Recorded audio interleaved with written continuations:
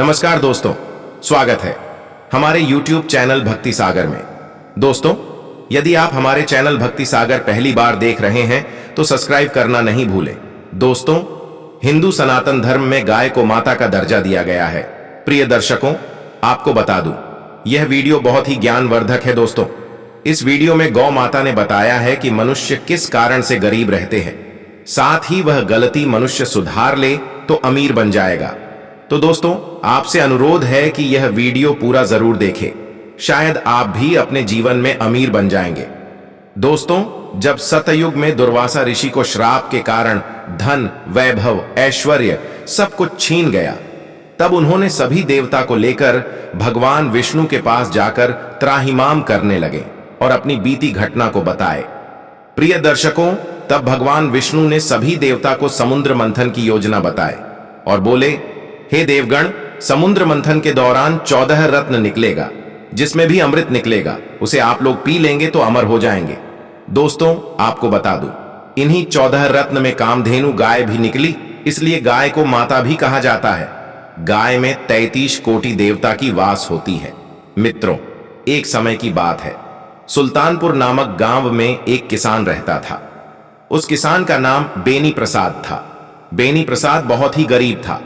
वह दूसरों की खेतों में काम करता था और उससे ही अपना जीवन यापन करता था। बेनी प्रसाद की पत्नी का नाम शारदा थी। शारदा बहुत ही बुद्धिमान और समझदार औरत थी। शारदा को कुछ दिनों के बाद एक पुत्र रत्न की प्राप्ति हुई, लेकिन पुत्र को जन्म लेते ही शारदा की मृत्यु हो गई। अब बेनी प्रसाद के ऊपर दुखों का पहाड़ टूट गया। अब बेनी प्रसाद अकेले खेतों में काम करता था और अकेले ही बच्चों को देखभाल करता था। बेनी प्रसाद बहुत ही दुखी रहने लगा। उसे हर पल अपने बच्चों की चिंता सताने लगा। वह सोचने लगा, कैसे मैं अपने बच्चों को रखूंगा और कैसे खेतों में काम करने जाऊंगा। यह सोचकर रोने लगता था। एक दिन बेनी प्रसाद अपने बच्चे को साथ में लेकर खेतों में काम करने के लिए गया। जैसे ही बच्चे को वह जमीन पर लेटाया, बच्चा रोने लगा। उसे जोर से भूख लगी थी, लेकिन बेनी प्रसाद के घर में दूध नहीं था जिससे वह दूध अपने बच्चे को पिला देता। बेनी प्रसाद अपने घर पहुंचकर उस बच्चे को पानी पिलाया, लेकिन बच्चा को भूख लगी थी, इसलिए वह बच्चा रोता रहा। बच्चे की रोने की आवाज सुनकर बेनी प्रसाद की पड़ोसी दौड़ते हुए आया और बेनी प्रसाद को बोला, कंचनपुर नामक नगर में एक महात्मा रहते हैं, शायद वह तुम्हारी इस तकलीफ को दूर कर देंगे।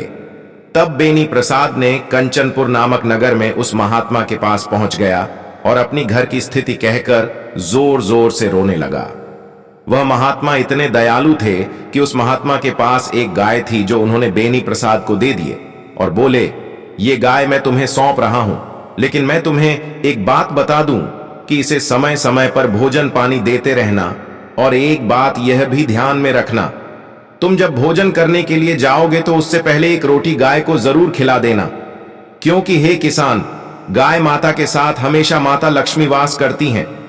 यदि गाय तुम्हारी सेवा से प्रसन्न हो जाएगी तो समझ लेना, माता लक्ष्मी भी तुम्हारे ऊपर प्रसन्न हो जाएगी और तुम्हारे घर में कभी भी लक्ष्मी की कमी नहीं रहेगी। और मेरी एक शर्त यह है कि जब यह गाय दूध देना बंद कर दे तब इस गाय को भूल से बेचना नहीं, वरना फिर से तुम गरीब बन जाओगे। तब किसान ने कहा, हे महात्मा, मैं सभी बातों को ध्यान में रखूंगा। इतना कहकर वह किसान उस महात्मा को प्रणाम करके वहां से चल दिया। चलते चलते रास्ते में बेनी प्रसाद को जोर से प्यास लगी। तब बेनी प्रसाद ने पानी पीने के लिए कुआं ढूंढने लगता है। कुछ दूर आगे बढ़ने पर एक कुआं नजर पड़ती है। बेनी प्रसाद उस कुएं के पास जाकर उस कुएं से पानी निकालकर स्वयं पानी पीता और गाय को भी पिला दिया। गाय पानी पीते ही खुश हो गई और बेनी प्रसाद को मन ही मन आशीर्वाद देने लगी। बेनी प्रसाद उस गाय को लेकर अपने घर पहुंच गया। अब वह किसान को उस अपने बच्चों के साथ साथ गाय को भी देखभाल करने से उसका काम बढ़ गया, जिससे वह और परेशान रहने लगता था। लेकिन अपने बच्चों की पालन पोषण के लिए उसे दूध की जरूरत थी, इसलिए वह बच्चों के सेवा के साथ साथ गाय की सेवा बहुत ही मन लगाकर करता था। बेनी प्रसाद समय समय पर गाय को सेवा करता था। जिस तरह वह महात्मा बोले थे उसी तरह गाय के साथ करता था और उस गाय का दूध अपने बच्चे को पिलाता था और बच्चे को दूध पीने के बाद जो दूध बचती उसको बाजार में बेचकर जीवन यापन करता था। अब धीरे धीरे बेनी प्रसाद किसान का बेटा बड़ा हो गया। धीरे धीरे वह किसान अपने नगर का सबसे धनी व्यक्ति बन गया और उसका जीवन बहुत ही आनंदमय हो गया।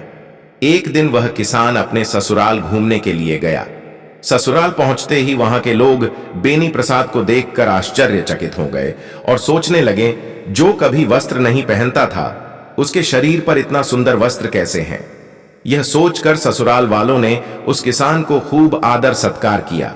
फिर प्रातःकाल बेनी प्रसाद अपने घर को वापस आ गया और फिर से वह प्रतिदिन की तरह गाय की सेवा करने लगा। कुछ दिनों के बाद वह गाय दूध देना बंद कर दिया।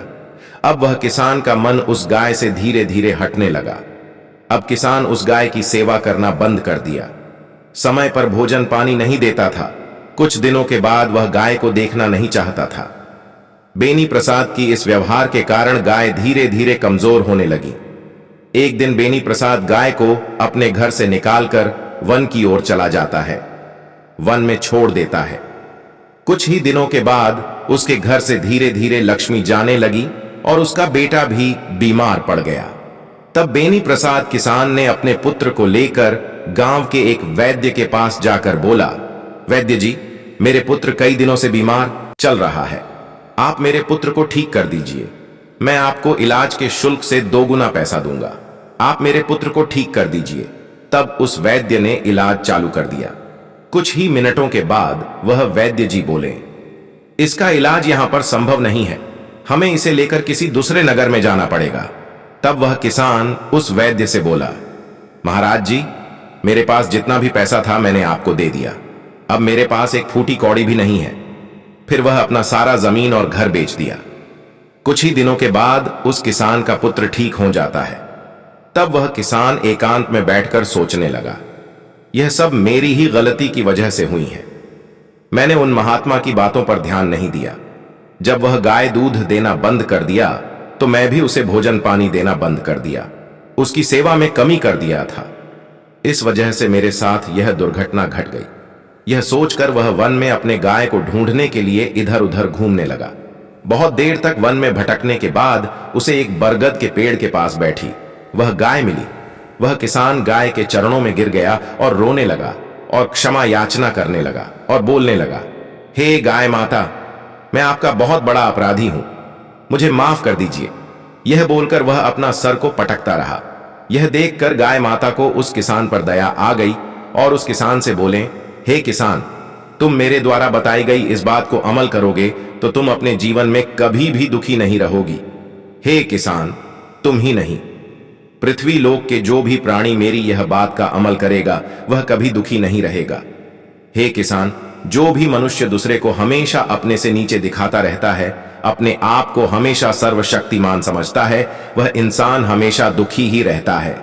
हे किसान, जो मनुष्य अपने धन पर घमंड करता है तो वह बहुत बड़ी भूल करती है, क्योंकि धन हमेशा एक ही व्यक्ति के पास नहीं रहता है।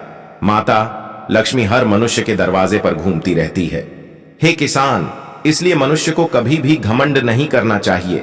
इस तरह की सभी बातें सुनकर किसान गाय के चरणों में गिर दंडवत प्रणाम करके माफी मांगने लगा और किसान कहने लगा कि गौ माता, मैं भी धन के घमंड में डूब गया था, मुझे माफ कर दीजिए और मेरे साथ चलिए।